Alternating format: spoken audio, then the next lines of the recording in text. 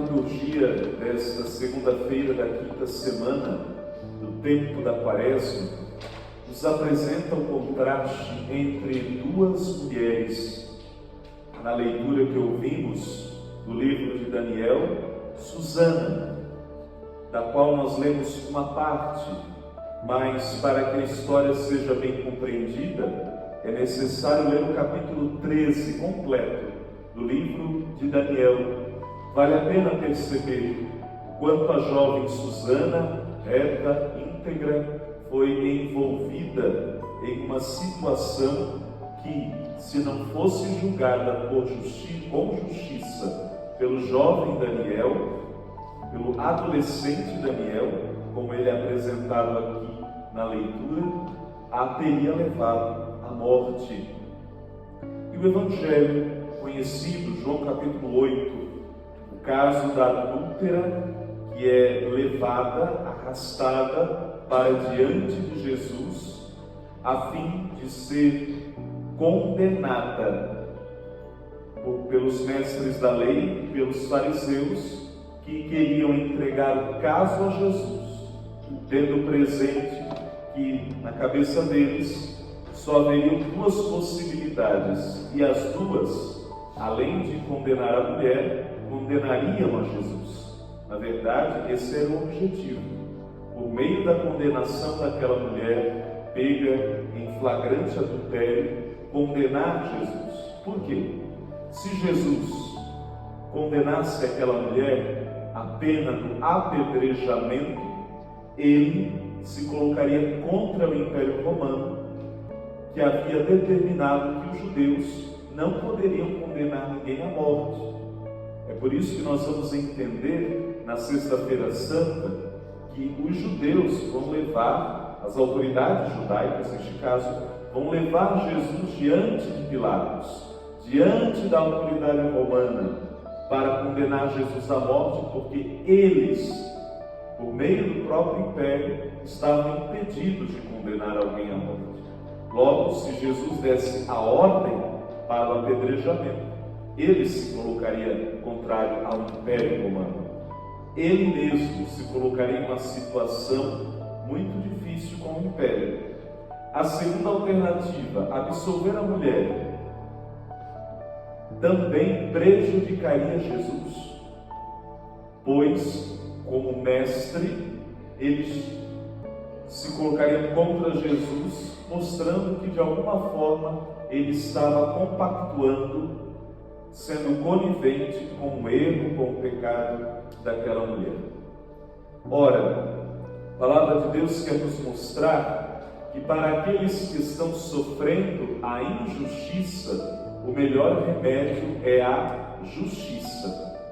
E para aqueles que estão no pecado, ou seja, para aqueles que de fato cometeram algum erro, para aqueles que cometeram um pecado grave, o melhor remédio é a misericórdia. O próprio Santo Agostinho vai dizer que este Evangelho é o encontro entre a miséria e a misericórdia. E, portanto, Jesus, para vencer essa situação, ele escolhe uma terceira alternativa. Ele não condena a mulher ao apedrejamento, mas também não a absolve de imediato. Ele convida aqueles que a condenam e aqueles que esperam que ele a condene de alguma forma, que entrem dentro da sua consciência. E vem a célebre frase: quem não tiver pecado, que atire a primeira pedra. Quando nós entramos na nossa consciência, nós percebemos: há pecado ali. E, portanto, nós precisamos da misericórdia de Deus, que nos faz olhar para nós mesmos antes de julgar o próximo. E o texto diz que, a começar pelos mais velhos até os mais jovens, todos saíram, largaram suas pedras e deixaram Jesus sozinho ali com aquela mulher. começa então um diálogo entre eles. Mulher, alguém te condenou? Não, Senhor, ninguém me condenou. Eu também não te condeno. O único que poderia condená-la, aquele que não tinha pecado, não a condenou. Mas vem a segunda parte, que é a mais importante, que conclui o processo de conversão, que conclui o processo de absolução. Eu também não te condeno. Aqui, Jesus absolve aquela mulher dos seus pecados e a exorta em seguida: podes ir, e de agora em diante não peques mais. Aqui está a advertência mais importante do Evangelho: não peques mais.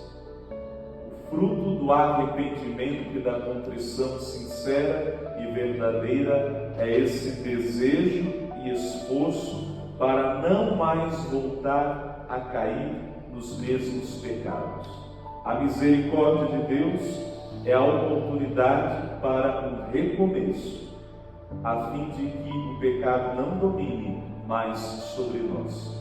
Que o Senhor nos conceda esta graça nesta quinta semana da Quaresma que iniciamos, a graça de entrar na nossa própria consciência, de perceber antes os nossos pecados do que os pecados dos nossos irmãos, de nos encontrarmos com a misericórdia de Deus, que a tudo perdoa, desde que nos arrependamos de fato, e que Ele nos conceda a graça de não mais voltarmos aos mesmos pecados, e de que finalmente os inocentes encontrem a justiça e os pecadores a misericórdia.